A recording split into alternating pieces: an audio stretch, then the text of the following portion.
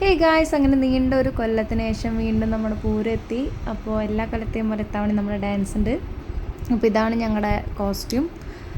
അപ്പോൾ ഈ മുടിയൊക്കെ ഇങ്ങനെ വെച്ചാണ്. അപ്പോൾ എൻ്റെ പണ്ടത്തെ മുടി ഞാൻ ഓർത്തുപോയി. അങ്ങനെ എൻ്റെ മേക്കപ്പും കാര്യങ്ങളൊക്കെ ഫുള്ളി കഴിഞ്ഞിട്ടുണ്ട്. പിന്നെ ആശ്നയിച്ച് ബാക്കിലിരുന്ന് തകൃതിയായിട്ടുള്ള പ്രാക്ടീസാണ്. പിന്നെ കുഞ്ഞിയുടെ ഡാൻസും ഉണ്ട്. അപ്പോൾ അവൾക്ക് മേക്കപ്പും കാര്യങ്ങളൊക്കെ ചെയ്തു കൊടുത്തു. ഇതാണ് നമ്മുടെ ഓവറോൾ ഔട്ട്ലുക്ക്. അപ്പോൾ സാധാരണ ഒരു സിനിമാറ്റിക് മോഡലാണ് കളിക്കൽ, പക്ഷെ ഇത്തവണ ഞങ്ങളൊരു സെമി ക്ലാസിക്കൽ പഠിച്ചു.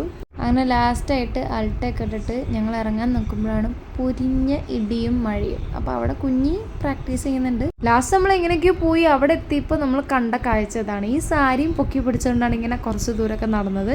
അവിടെ എത്തിയപ്പോൾ അവിടെ ഓട്ടം തുള്ളൽ നടക്കുമായിരുന്നു. ഇതൊക്കെ കഴിഞ്ഞിട്ടാണ് നമ്മുടെ ഓരോ പിള്ളേരുടെ പരിപാടി സ്റ്റാർട്ട് ചെയ്യണത്. അപ്പോൾ ഞങ്ങളിങ്ങനെ നിൽക്കായിരുന്നു. ഓവറോൾ പരിപാടി നോക്കുകയാണെങ്കിൽ എനിക്ക് ഈ ഡാൻസ് ഭയങ്കരമായിട്ട് ഇഷ്ടമായി.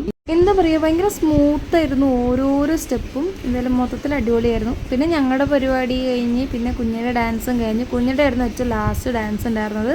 അങ്ങനെ നമ്മൾ ട്രോഫിയൊക്കെ വാങ്ങി. അവിടെ തന്നെ നമുക്ക് ഫുഡ് ഉണ്ടായിരുന്നു. അങ്ങനെ ഫുഡും കഴിച്ച് കഴിഞ്ഞ് നമ്മൾ ഇനി ഇവിടുത്തെ പരിപാടിയൊക്കെ കഴിഞ്ഞ് ഇനി നമുക്ക് നേരെ വീട്ടിൽ പോവാം. പരിപാടി കഴിഞ്ഞു ഗൈസ്.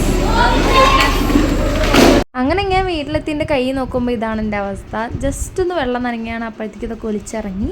പിന്നെ നടന്നത് ഒരു യുദ്ധമാണ്. ഞാനും എൻ്റെ മുടിയും വെപ്പുമുടിയും ഒക്കെ പാടുള്ളൊരു യുദ്ധമാണ് അവിടെ നടന്നത്.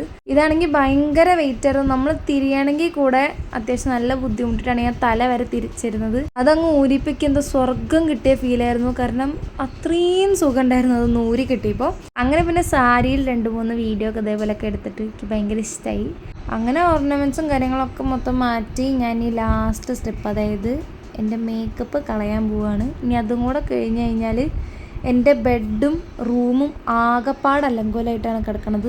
അപ്പോൾ അതും കൂടെ ഒന്ന് ഒതുക്കി വെച്ച് കഴിഞ്ഞാൽ മാത്രമേ എനിക്ക് കയറി കിടന്നുറങ്ങാൻ പറ്റുള്ളൂ.